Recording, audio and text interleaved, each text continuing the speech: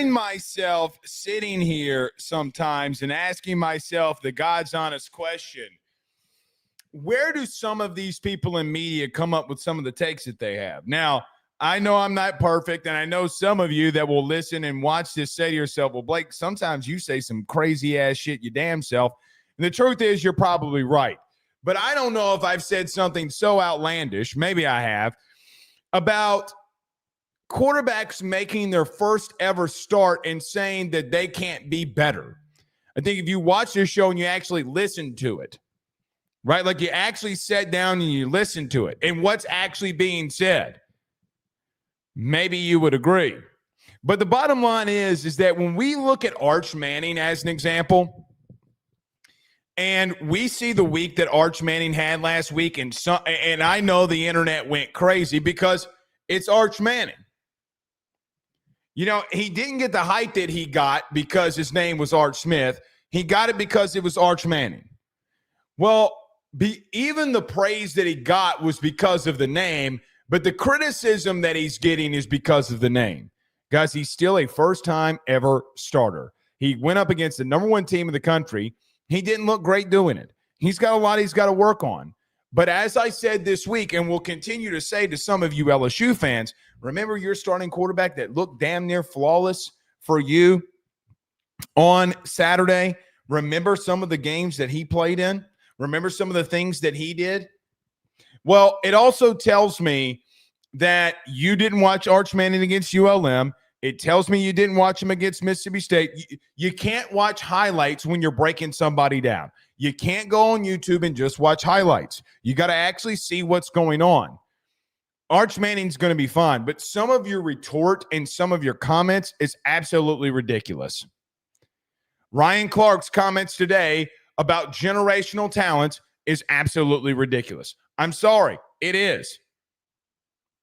If you didn't see it, just go and find it. You actually don't go listen to it because it might make you a little bit dumber. Regardless of that, I don't get some of the things that we say. I don't get some of the things that we hear. To all of you, when you have someone that's special and does something special and has done something that no one else has done, it makes them generational, regardless of the time that they did it in.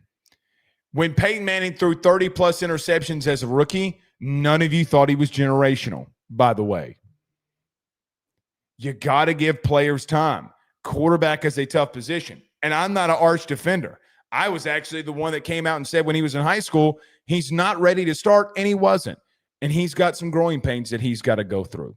That's the overall truth. But we're not here to talk about Arch Manning. We're here to talk about keys to victory.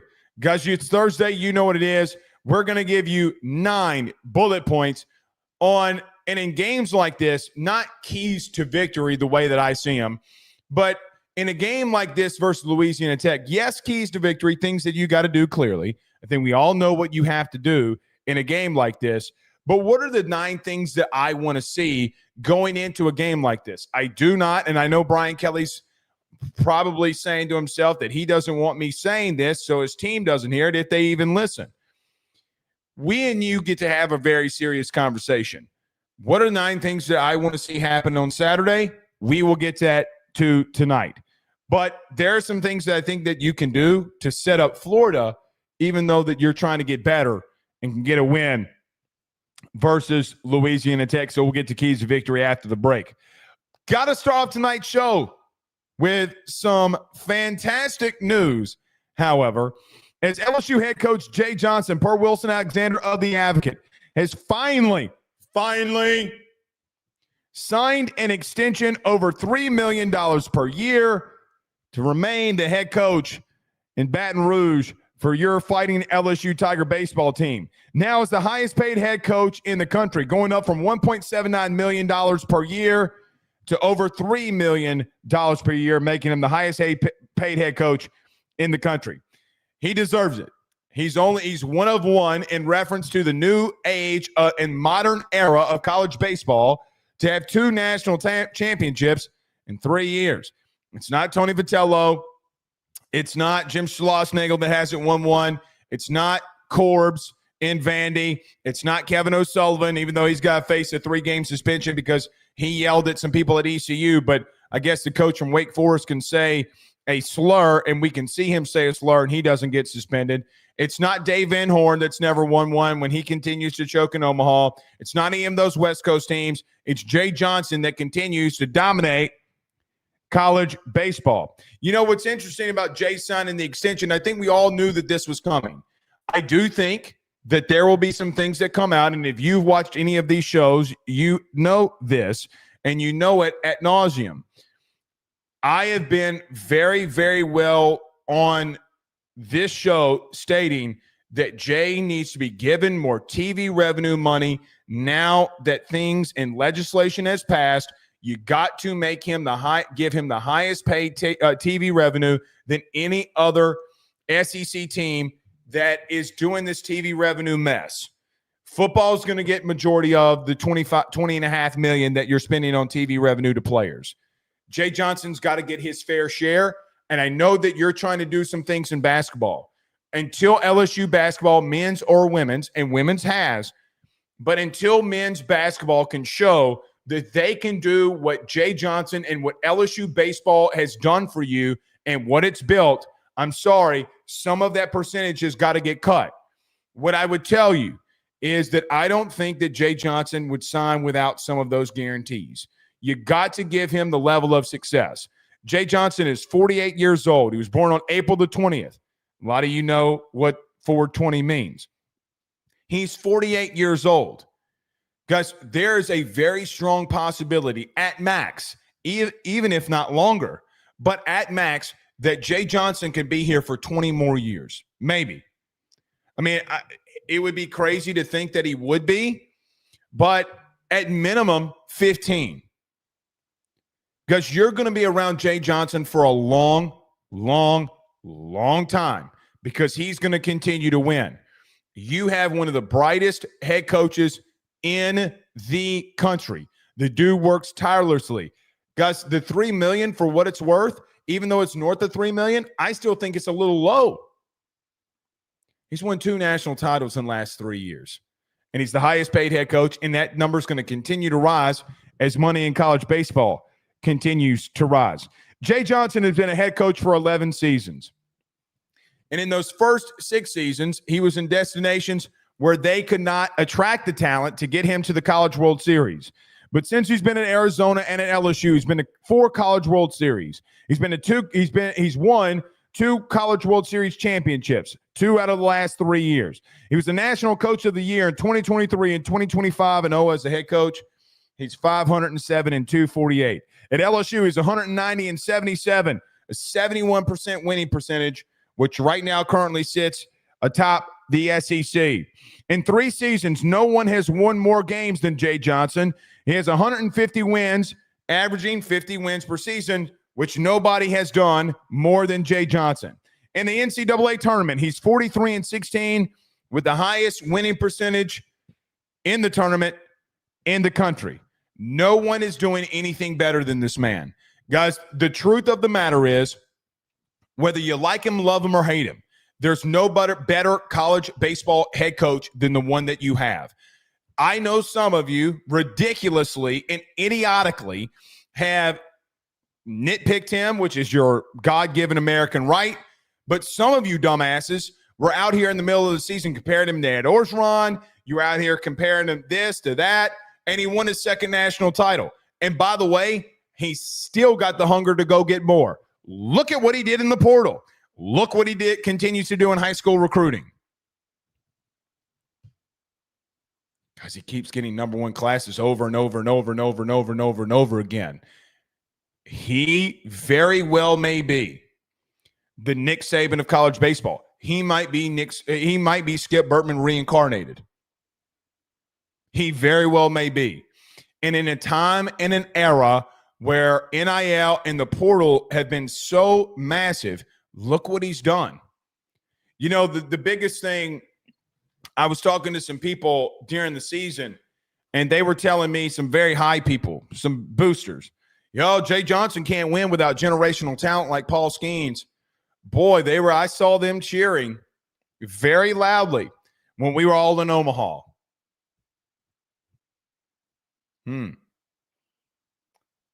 Maybe you should just continue to have faith in the man. But Jay Johnson is, in my humble opinion, call me biased. I love that coaching staff, and I love him, to be honest with you. I think he's the best man for the job, and he's proven that over and over again. I know that we are in the beginning and start of college football, but baseball here is a little bit different. He deserves this because no one works more tirelessly in the business. No one works harder in the business. Guys, I'll tell you a story, and I'm pretty sure they're not going to like this being said, but it's just the truth. The Friday night before the Ole Miss game, I went out with a couple of buddies of mine, okay?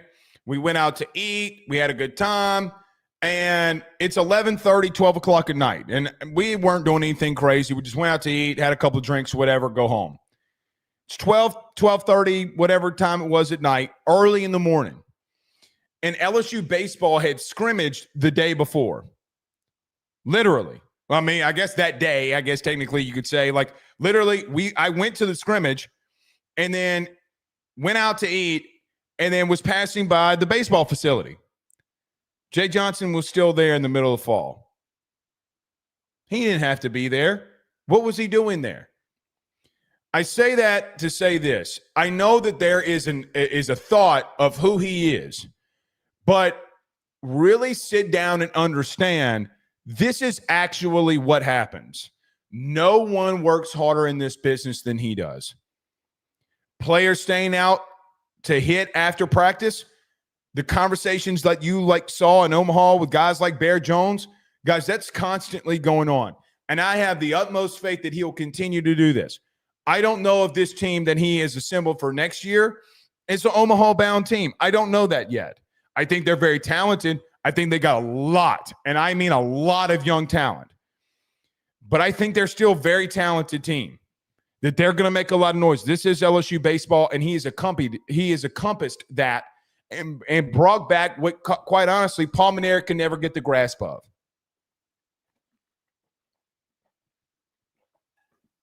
I don't think Paul ever got the grasp of what this job entailed.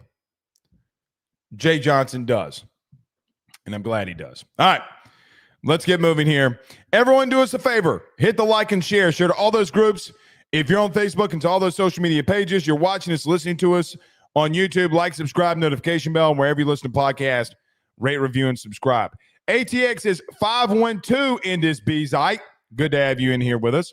Sean says he's tuning in from Sacramento, California, 225 native. Good to have you in here with us as well. Hayden is in Nashville. Gotta love some Nashville. Got some friends up in Nashville. Need to maybe even make the trip to Nashville when LSU plays Vanderbilt. TJ says doing the same out in Monterey, California. Roy, good to have you in here with us as well. Watching from the 574 says BL3. Good to have you with us. Iota is in the building. Iota Trader says Garrett Manuel. Good to have you in here with us. And Gerald Rhodes says, let's go, my boy. Yes, we are going to do it to it here. Because that's what we do. That is what we do. I know. Blake, it's the Thursday night. NFL's coming on. It's a Thursday night before a game against Louisiana Tech. I know all of you are feeling that we're going to win it. It doesn't get the numbers and views and people interacting, but it will next week. And there's some things that we got to talk about going in the Louisiana Tech game because we miss nothing around here. We try to get to all of it. All right, let's get to it here. Everybody do us a favor. Hit the like and share. Share to all those groups if you're on Facebook and to all those social media pages. You're watching us, listening to us on YouTube. Like, subscribe, notification bell, and wherever you listen to podcasts, rate, review, and subscribe. Every episode is brought to you by our good friends over at FanDuel. Guys, I tell you every day, or at least I've told you the last couple of weeks, every week I'm doing a $1 20-leg parlay. I'm doing it with our good friends over at FanDuel. Let's go have some fun. If you got some discretionary income, want to place a couple of bets and have fun on some games, you got Thursday night football tonight in the NFL. I think it's the Eagles and the Cowboys. I don't really follow the NFL like that. You want to go do it? Go bet on it. Micah Parsons no longer in Dallas. Is the Eagles, who just won a Super Bowl, going to continue to roll on some of the good things that they have been doing, want to go place a bet on that? I think the line's 6.5. That's a lot in the NFL. Then go do it. Might go the over, though, if it were me. That's just me. What do I know? I think it's around 50.5. If it is, maybe they'll go bet that over at FanDuel.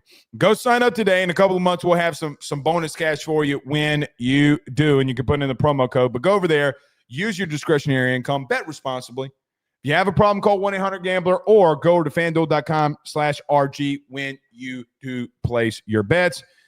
Just bet responsibly is what we continue and will continue to tell you here.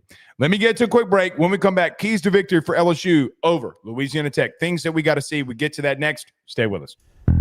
He will sell your house and find you a new. Well, Tyler's the man. He's here for you. If you want to buy or sell, well, it's not too late. Dial 955-0008. Just call 955-0008. Y'all call Tyler. He'll shoot you straight. Hey, guys, I want to tell you about our good friends over at Red Stick Financial. They're your local residential mortgage broker located right here in the heart of Baton Rouge, Louisiana. At Red Stick Financial, they find the bank that works for your particular set of needs to purchase the home of your dreams or refinance the current one. They truly are your partners in this process, and they pride themselves in helping individuals and families with one simple goal in mind, and that is to make home financing approachable, attainable, and stress-free. They are licensed in all Louisiana, Texas, and Mississippi. So from Amarillo to Meridian and everything in between, they have you covered. Red Stick Financial brings you creative, customized solutions, and they don't believe in the one-size-fits-all when it comes to loans. They even have special options for mobile and manufactured homes located in a flood zone and stated income financing for those of us who are self-employed borrowers. If you or someone you know is looking to buy a home, refinance an existing mortgage, or simply want to know what options are out there for your future, give Red Stick Financial a call today at 225-407-9250. That's 225-407-9250. Or check them out online at redstickfinancial.com.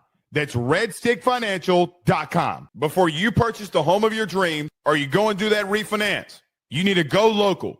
Go Red Stick. We're back. All right.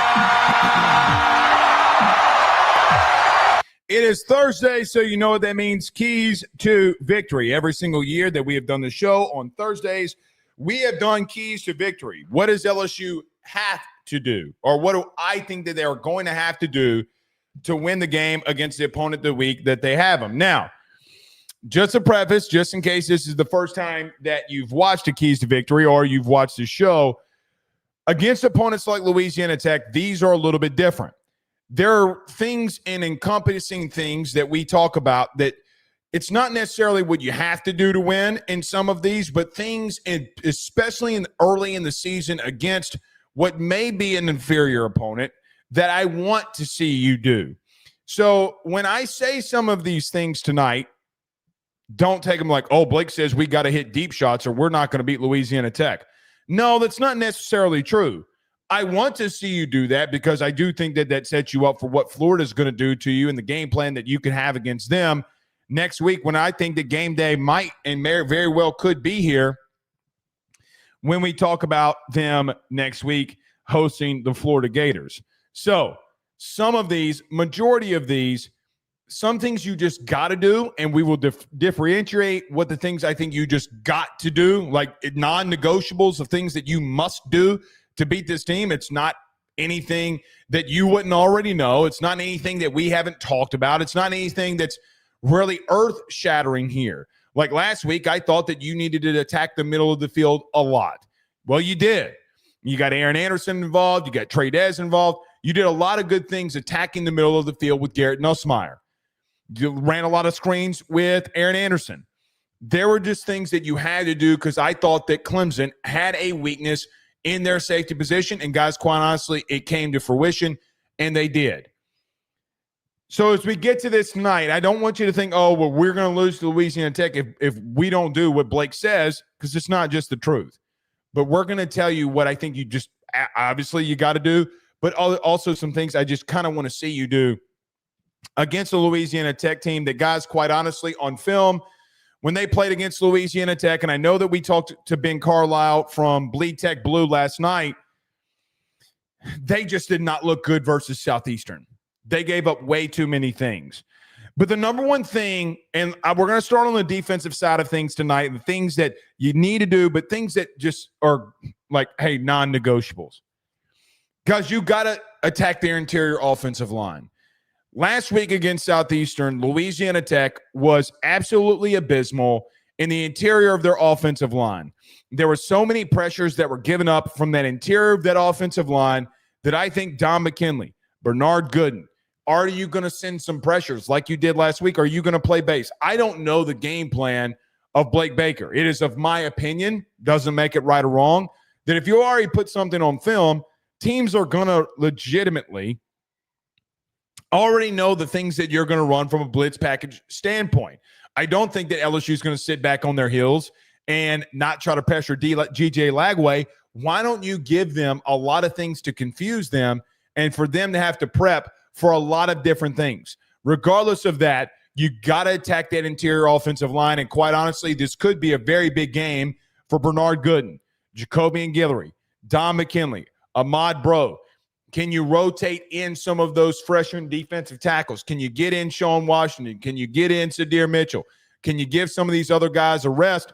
And can they go out there and show that they could take it to somebody? Because, guys, quite honestly, I don't think that Southeastern remotely comes close to having the talent that you do, even in your 3 and 4 deep in that interior of that offensive line. Guys, the truth of the matter is that they got bullied. And I know that we talked about in these keys to victory, there are things that I just want to see you do. Yeah, clearly I want to see your interior defensive line dominate. But, guys, don't go out there lackadaisical. Go out there and take it to them and continue to constantly be violent. You know, I think of these type of games like, hey, man, why wouldn't you want to go out there and completely take it to them and get out of there by halftime? Because you can go out there and pad some stats and do some really good things. That interior of the offensive line for Louisiana Tech is quite honestly,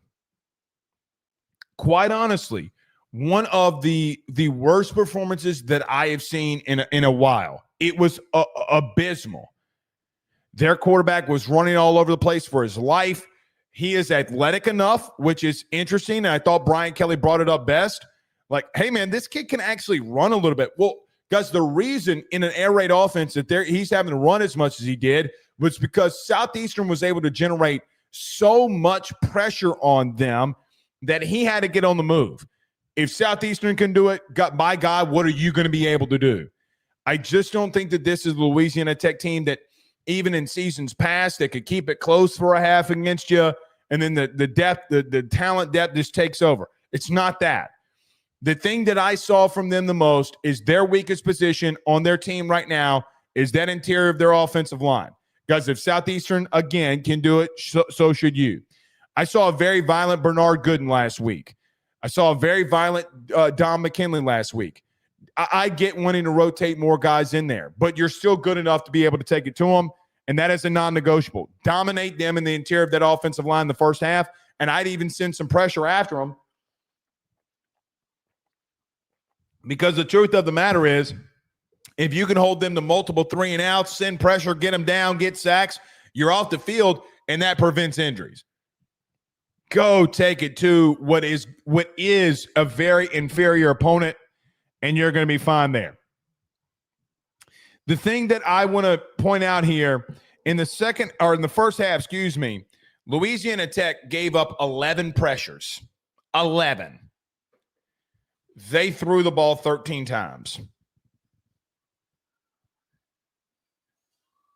I mean, I didn't go blank on the audio, people listening on audio podcast. Guys, no. You get what I'm saying here? Like, it was very bad. Very, very, very bad. Go take it to them and you'll be just fine.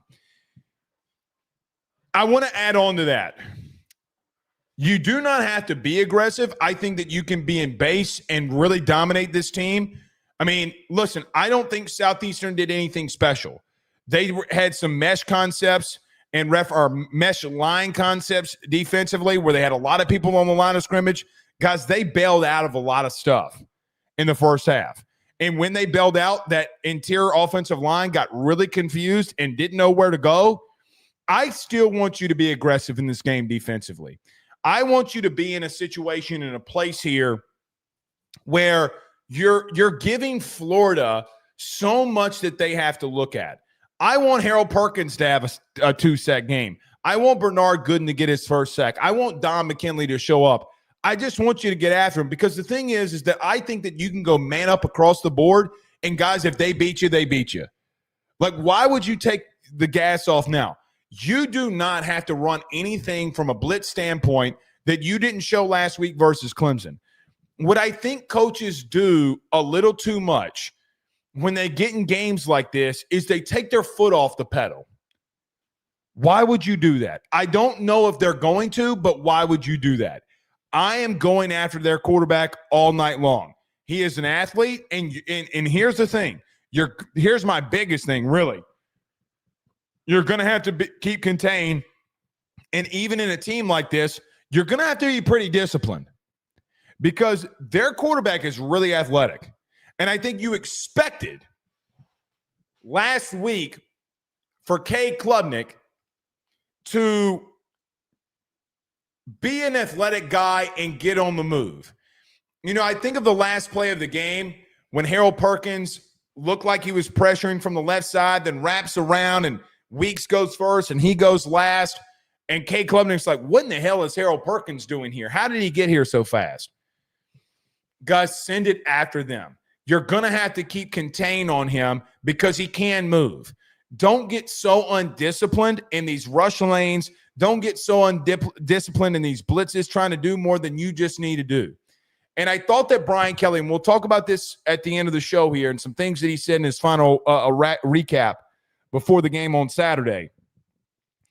I think that you have got to be in a situation where you're just going out there to get off the field as quickly as possible. I would love to see you continue to be aggressive. I think coaches overdo it sometimes on how conservative they can be. You can go man-to-man. You need to give DJ Pickett a lot of reps in man. Let Louisiana Tech show you that they can beat DJ Pickett. Let them show you that they can beat P.J. Woodland. Let them show you that they can beat Mansour Delane. Because I saw arguably one of, guys, quite honestly, if not the best wide receiver core that you're going to see all year, and guys, they didn't have an answer. Just take it to them. I don't like, and something I want to see. So first thing that we talked about in the interior offensive line, no, you got to do it to win. They are bad. Take it to their ass. But getting after the quarterback, the Louisiana Tech's quarterback, is just something that you got to do, in my opinion. Don't take your foot off the gas. Continue to pressure them, and guys, you'll be out of there by halftime, and we can get a lot of these guys in the 2 and 3 deep. We can give them some reps. I hope that they do that. I don't know if they will or if they won't, but I really hope that they do. Because, man, if you keep going out there with your hair on fire and you don't have a letdown, you can just get in and out of there and be good. Here's the thing I'd say in the aggressive part of this, in sending the heat and sending the pressure. What fears me a little bit is that some of these teams sometimes, or some teams in college, you will get so built up for a big game that when you have a game against Louisiana Tech, you go out there and you're lethargic. And I think the coaching staff can do that as well. You know, the players are not out there calling the plays. If you're just playing base, by all means, you're going to be able to beat them any in which way, in my humble opinion, that you can do it. But you start letting an athletic quarterback and you let him break contain and let him get 10, 12, 15 yards because he breaks contain and he's got no one around him. That's when you let inferior opponents, which this one is, a very inferior opponent, stay around when they have absolutely no business. I just want you to go take it to somebody. I don't care who the opponent is. Now, A lot this week has been made about Joe Sloan. And in the thought about Joe Sloan was, well, man, he was there. He probably felt like he got passed over. Probably feels like he should be the head coach of Louisiana Tech. And I get all of that. Guys, Blake Baker used to be at Louisiana Tech too. And I know that they admire this program. I know that they love this program in Louisiana Tech. I don't care. You're not at Louisiana Tech.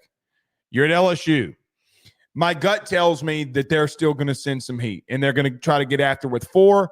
And on some situational stuff, they'll try to get after Louisiana Tech. You can get home with 4 easily. In my opinion, you can get home with 4. But I still want to see you be aggressive and try to get in and out of there and take care of business. The other part of that, I don't want you to be lethargic in a way in play calling, because I want to see I want to get PJ Woodland as many reps as he can. I want to get DJ Pickett as many reps as he can. Because, guys, every single rep that those 2 young players, a true sophomore and a true freshman, take, the better that they will continue to become. And that's the part.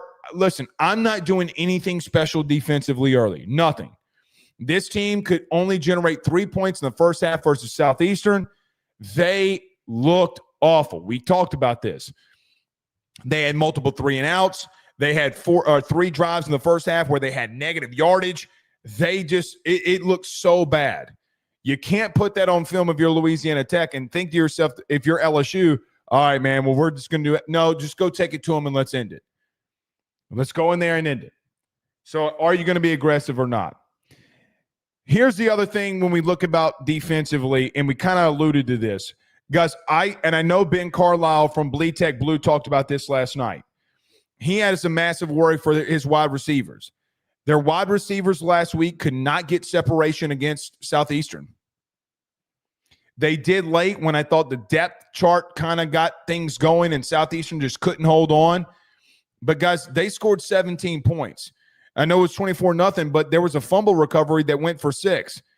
Guys, they got no separation at wide receiver. None. Which tells me, again, if Southeastern can do it, DJ, PJ, and Mansour, guys, come on. Come on. Now, I already see this in the chat, and I just want to bring this up. Guys, I know we have PTSD from Troy. Guys, this isn't Troy. Like, that Troy team won 10 games that year. Like, this isn't Troy. But I think the mantra has got to be set, and this is what I was going to say to kind of wrap up the defense. I felt like the tone all camp, I felt like the tone all spring, and I felt like the tone last week, the attitude that you have as a team was set by you defensively all off season. Go set it again. Go set it again. You want people to think that you are the team that you think that you are? Well, then go prove it against an inferior opponent. I do think it benefits you that, look, I don't think that wide receiver core is really good. I do think their tight ends can make a couple of plays. They got some athletic tight ends, but their wide receivers could get 0 separation in situations against Southeastern.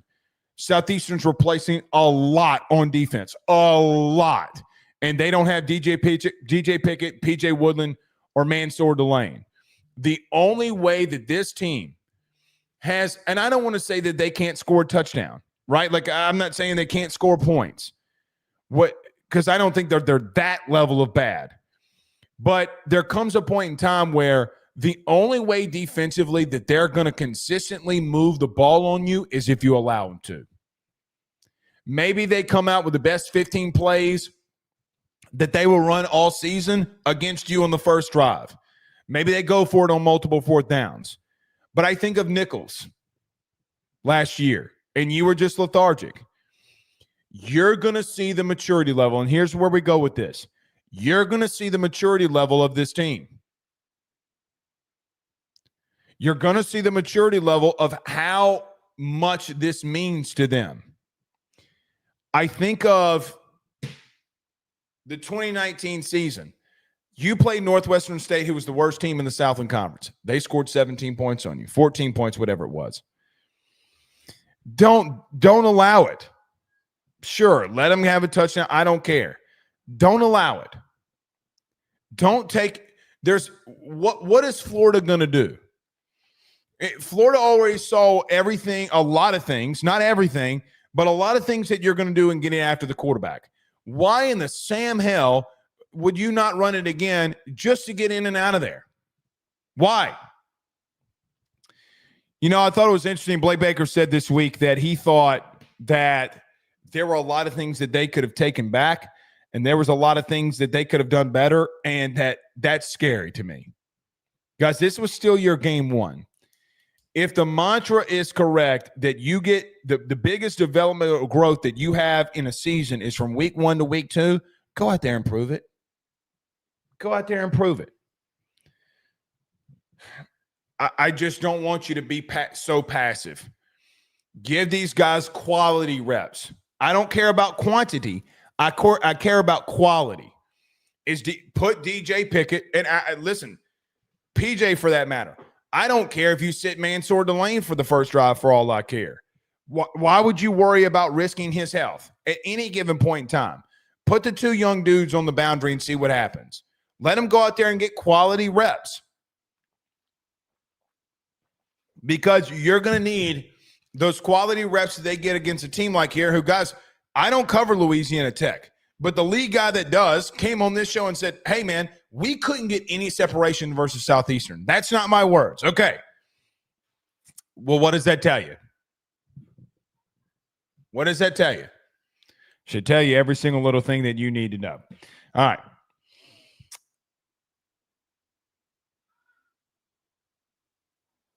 Special teams. I'm going to go ahead and throw this one in there.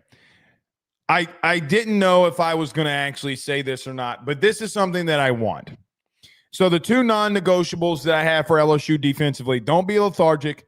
Do everything you can to attack the interior offensive line. Blitzing, showing blitzing, backing out, confuse the shit out of them. So listen, there are not non-negotiables that you got to do.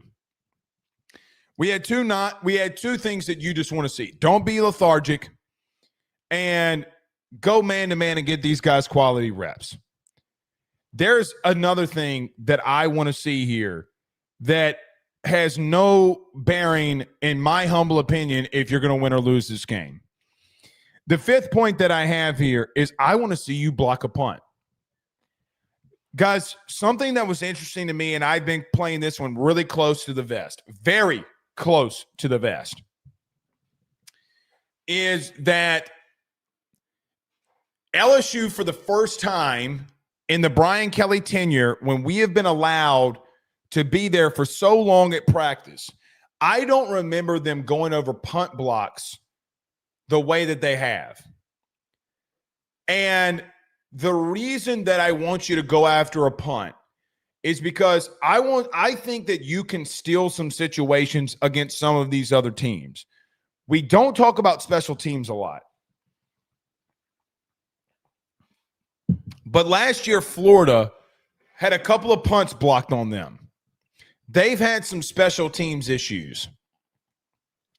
You have multiple teams like Alabama who's had their biggest struggles their offseason in what they believe in special teams. I just want, with the returners that you have, I know that you want to set them up to go and get a crease and get vertical and go get 6. I get it. It's a very hard thing to do. But, man, I'll never forget Nick Saban's quote when he was asked about playing some of these G5 opponents, why he constantly goes after punts. He goes, listen, I'm trying to get a lot of dudes reps, and the quickest way that I can get points is the thing that I'm going to do. It also gives an intensity to you special teams-wise. I know that Brian Kelly has a lot of faith and determination on what Ahmad Anan has done. I know that he respects Cumbie and company, the head coach of Louisiana Tech, a lot. And I don't know if he's going to purposely run this one up if it got to that situation. I really don't. However, you're competitive. And I know Brian Kelly even said today in his press conference that, listen, we like the teams Louisiana. We want to go out there and whip their ass now. Okay, sounds good. We'll go out there and whip their ass. Do it by showing, and listen, so what if you run into the punter?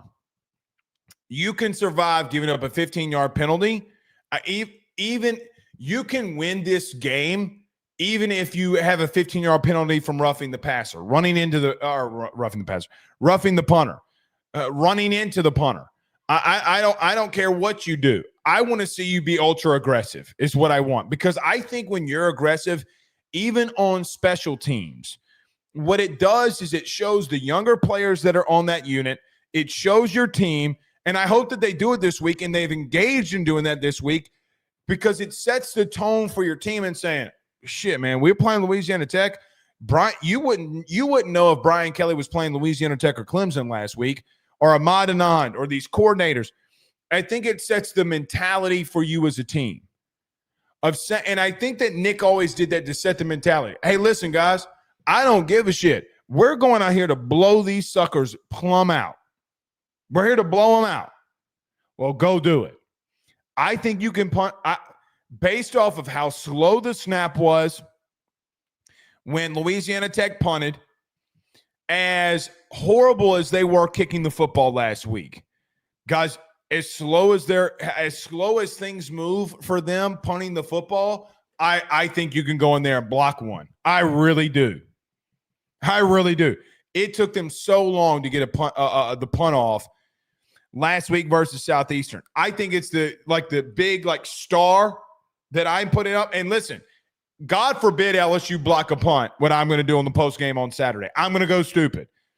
There's no way that you watch this team. There's none that you watch this team and didn't see how slowly the snap was slow. Punter caught it. Kick. There's somebody on your – I saw Phillip Wright block a punt twice in camp. Twice. Go let the kid do it, because it sends everybody into a frenzy like, man, we can go block this punt. Let's go block this punt. Well, go do it.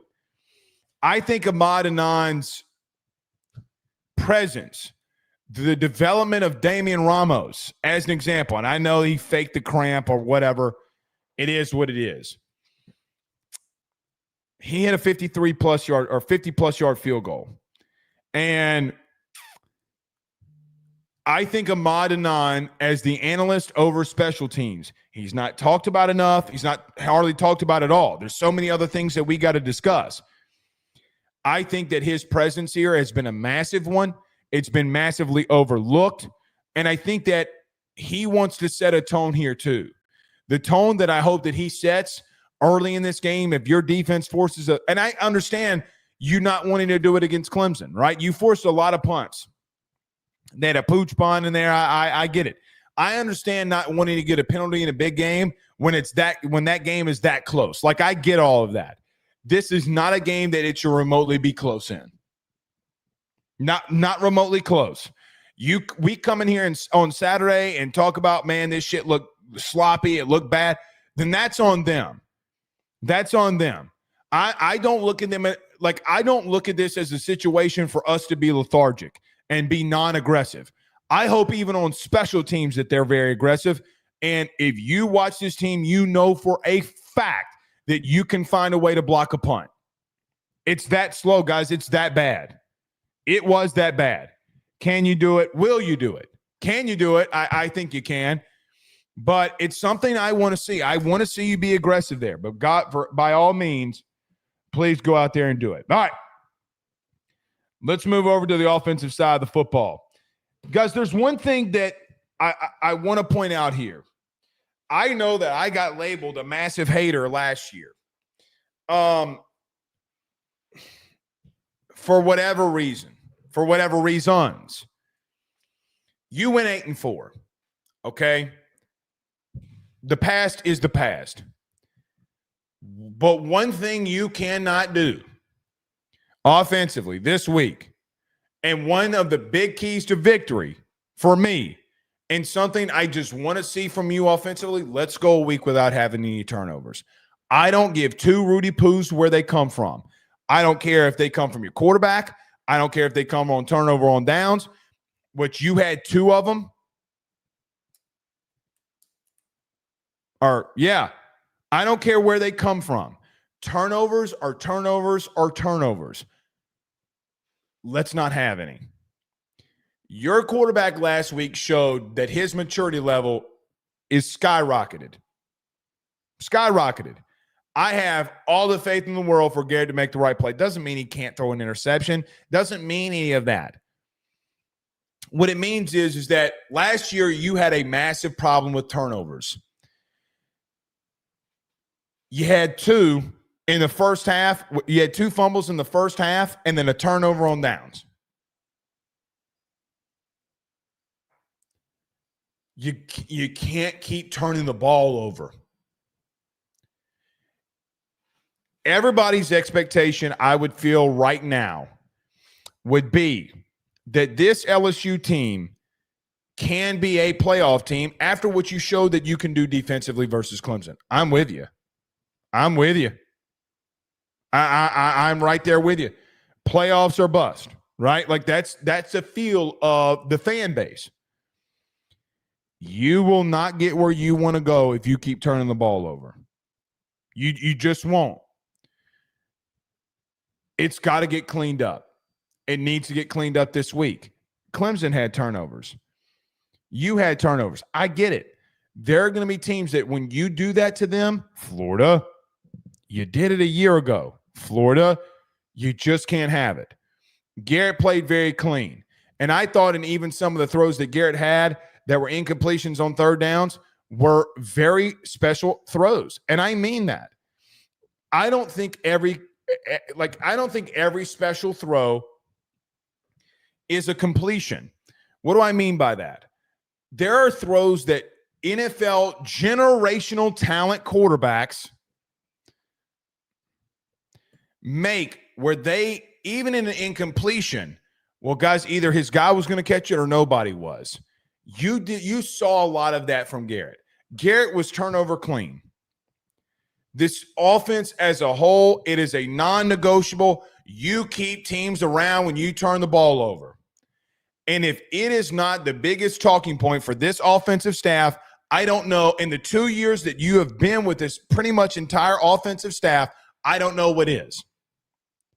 Frank Wilson's been here the whole time. Joe Sloan's been here the whole time. Cortez Hankton's been here the whole time. Alex Atkins, Brad Davis has been here the whole time. Alex Atkins is the only new dude in that building. Every single one of them have got to be preaching not to turn the ball over. It cannot happen. Brian Kelly did one of your turnovers. Can't happen from him.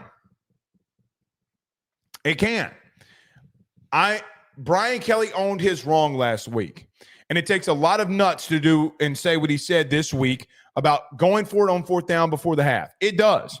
Guys, I'm wrong on this show. You are wrong in some of the things that you do. None of us are perfect.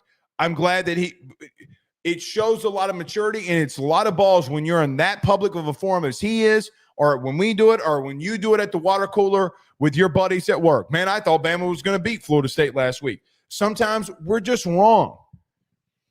But one thing for sure that nobody will ever be wrong in is saying, stop turning over the football. I have no worries that Garrett will do it. None. He's all, from camp to now, he's shown me, all right, he's there. He's there. So we'll see. When you open this up, because you're going to open it up this week, when you open it up, make the right decisions. All right. Let's move on here. Speaking of opening things up, get vertical. You got a lot of speed. I want number 6 to get vertical. I want number 3 to get vertical. If they're going to play that, if they're going to play really off of you and they're going to do everything that they can to take away the vertical stuff, by all means, that's fine. If they're not giving you fade routes, they're not giving you stuff to Chris Hilton or Barry Brown, fine. Let them do it. Then hit everything underneath with Aaron Anderson and Trey Green. The mentality this week for me is that you got to get vertical offensively. You want Florida to continue to play too high like Clemson did? Go vertical. You got way too much speed on this team not to be a vertical passing attack to some extent. I get the game plan for Clemson. I do. Hey, man, we can win this game by dominating them defensively and being being methodical offensively. And you did. You take some of the things away that you messed up on offensively. And even if you're able to get, which again, to anybody who's just watching the show for the first time this week, I am taking you as LSU beating Clemson 24-10. 17-10 does not fly with me. It flies in reality in the sense of, well, man, if they go down there and score in the last bit, they tie the game, I get it.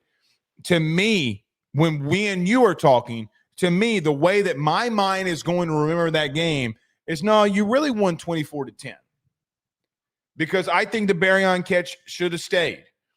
The first time that they're not in too high, you hit a vertical shot. And Garrett was elite in his processing when he did it. Chris Hilton has a role on this team for you, whether we want to admit it or not. Asking him to go sideline to sideline is dumb.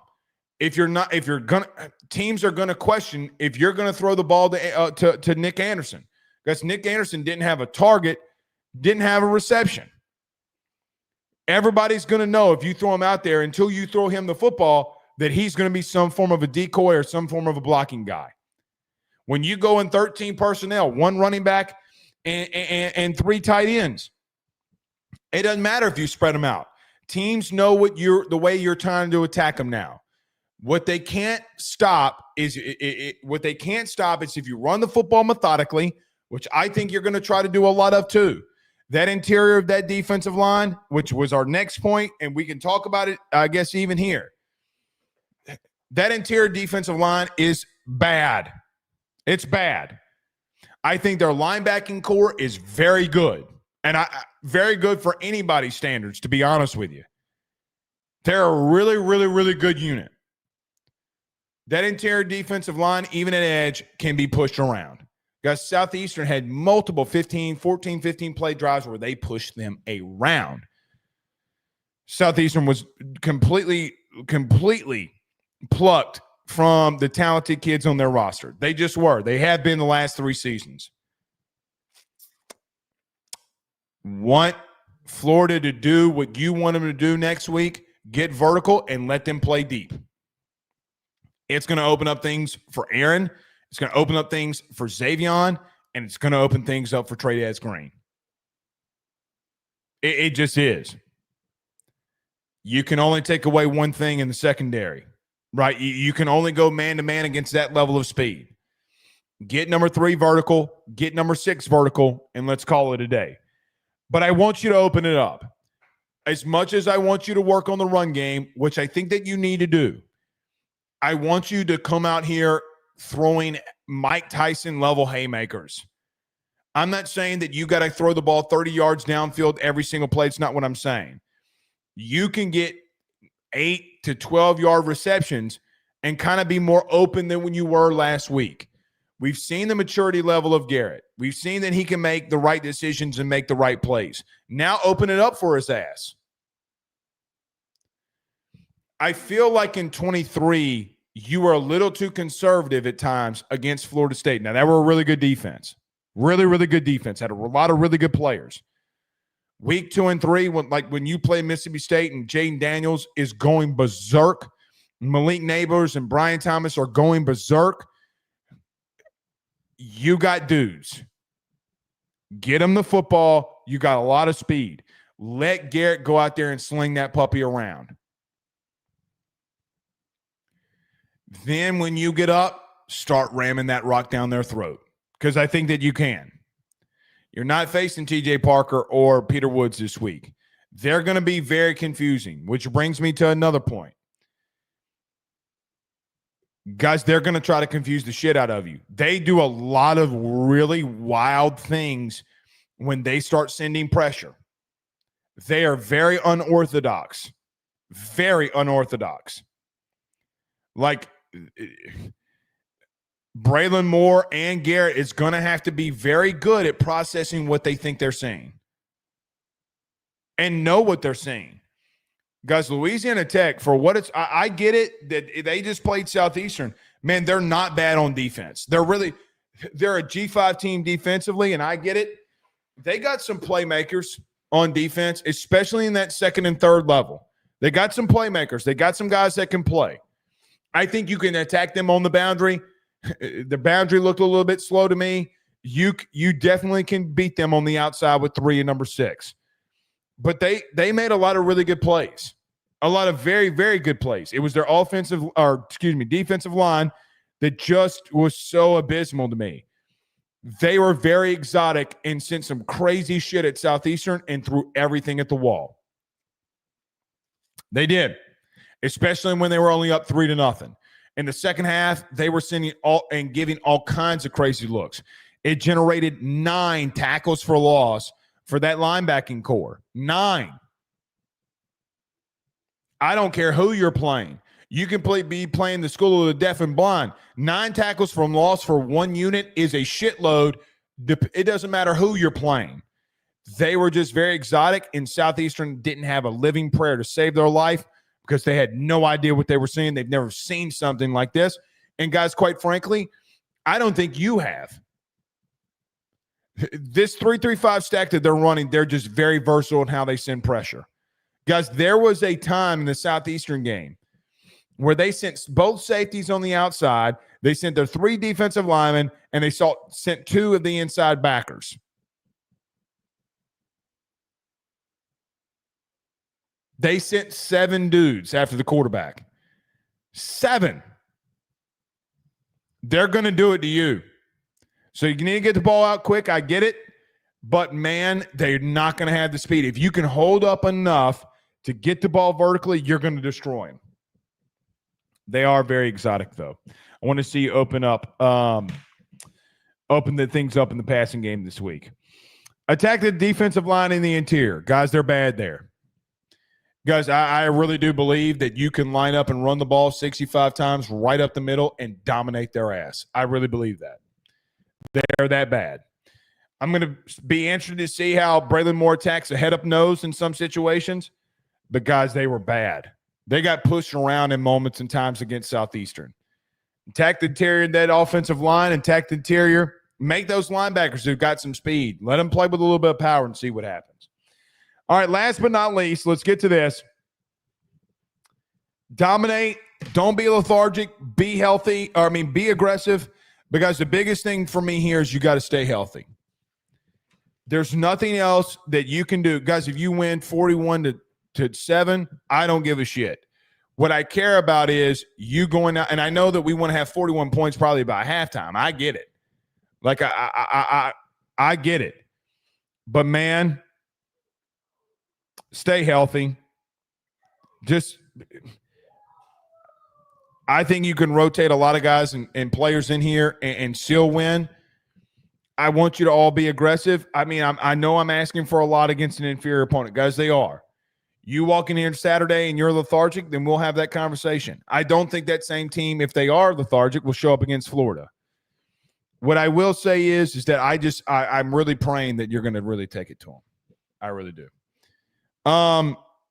I didn't see this. Aaron says, did you see Mike Tyson is fighting Floyd Mayweather? I didn't. I don't want to watch Mike Tyson fight anymore, to be honest with you. It gives me no joy to watch him fight. All right, let me get to a quick break. When we come back, we'll just talk about some of the things that Brian Kelly said before we wrap up. Stay with us. Guys, let me tell you about our good friends over at Grand Slam Heating and Air, where your comfort is their top priority. At Grand Slam Heating and Air, they promise to provide customers with high-quality HVAC service at an affordable price while ensuring the homeowner peace of mind. From their office to your home, they guarantee the best hassle-free experience around. Efficiency and comfort is their game. Let them make your home Grand Slam today. At Grand Slam Heating and Air, they're offering their annual maintenance plan starting off at $18.75 a month and also doing those $99 tune-up promotion. They provide free estimates for system and ductwork replacement, as well as offering financing to get the job done with no money up front. From Baton Rouge to Hammond to Covington, they're all around. So what you need to do today, give them a call at 225-380-9065. That's 225-380-9065. Or go over to their website, getgrandslamair.com. That's getgrandslamair.com, where your comfort is their top priority. Guys, I want to talk to you about our good friends over the Drake Williams Law Firm and Drake Title Company. Are you facing tough times due to an injury from a car accident, navigating the complexities of divorce, or purchasing a new home. At the Drake Williams Law Firm and Drake Title Company, they understand the challenges you're going through, and they are here to help. The lawyer team of Ernie Drake III, Ryan J. Williams, and Summer Vignair, along with Morgan Daniels, have the experience and proven track record to give you that peace of mind. Give them a call today at 985-386-7600. That's 985-386-7600 to schedule a free consultation at their brand new office located in historic downtown Ponchatoula. They're also doing a special, the AYS special. If you're refinancing or closing on a home in Southeast Louisiana, request the Drake Title Company to handle your closing. If you mention Blake Ruffino and AYS, you're going to receive a $400 discount on title fees. Again, give them a call at 985-386-7600. Let them know that Blake Ruffino sent you on by. We're back.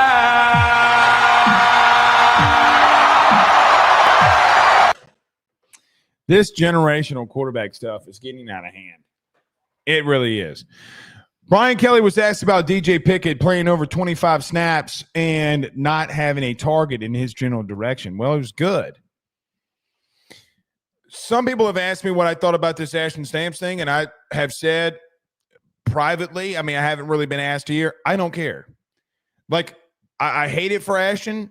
I thought he had a decent camp. They think that DJ Pickett's ready to play. Go play him. I will tell you this.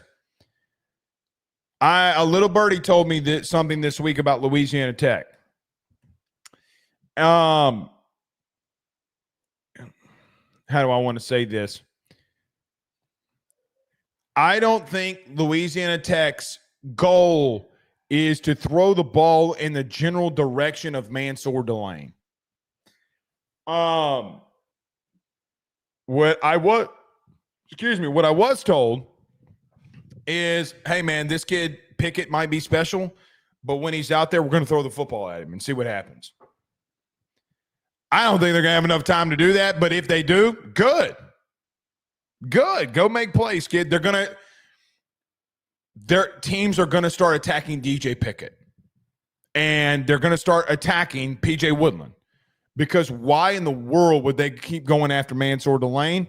And it's by all means, please, for the love of God, keep throwing the ball in Mansour Delane's general direction. But a little birdie does tell me that I do think that DJ Pickett and PJ Woodland better be ready this week. Stay on your toes, kids.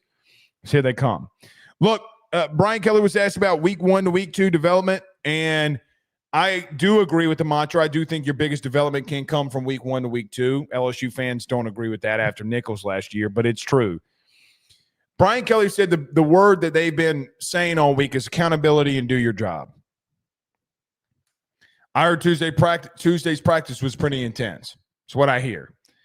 If that is the case, and it was a very intense practice, you just know what you're building up towards.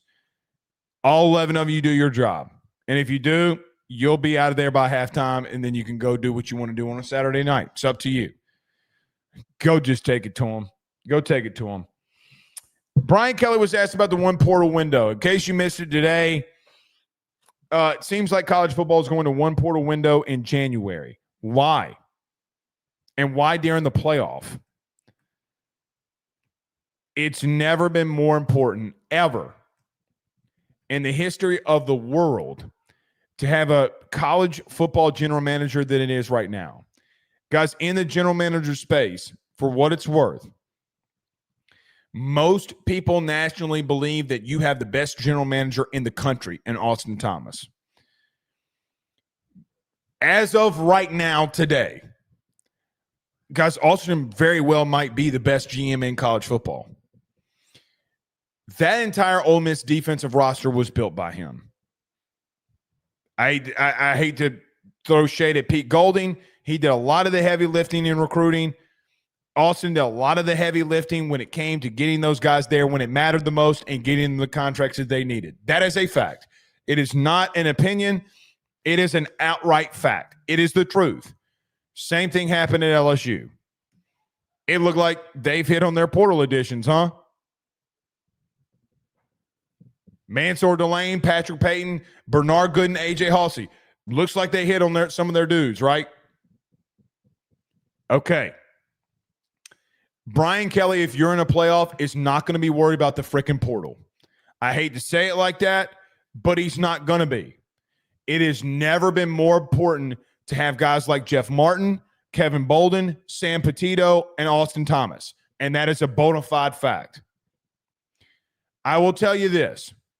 When Sam Petito was at Alabama for all those years, and when they would make playoff runs, there was two right-hand men in recruiting for Nick when he's prepping for a national title. You got one of them. You got one of them. Ohio State last year. Same thing happened with Ryan Day. Hey, man, we're trying to win a national title. Ask people around Ohio State what happened. Ask him what happened. You got one of them. You're going to be able to utilize them, and I think you're going to take a lot of big things away. Brian Kelly asked about MVB. Says he's doing a lot better in picking stuff up in coverage. Good for him. We don't talk about the backup quarterback a lot. I don't like spending time on the backup quarterbacks. I don't. I didn't like it when we did it with Garrett, even though a lot of people wanted to. I don't like doing it now. And I'm not going to, because I don't think he's remotely close to being ready to where Garrett is, what Garrett's showing. O-line. Before we wrap up, I see Biggie Bull's super chat here. Offensive line. Listen, here's the truth. Whether you want to hear it or not, you didn't play bad. You didn't play good. You were average last week against a really good defensive line. Peter Woods had some, after going back and rewatching, Peter Woods made a lot of plays. We just need you to be serviceable. And he still thinks that they can be good. Maybe they can be. Maybe they can be. Biggie Bull with a $2 super chat says, off topic, how did Skip become AD? Then what happened? I mean, he retired and became the athletic director when everybody moved on.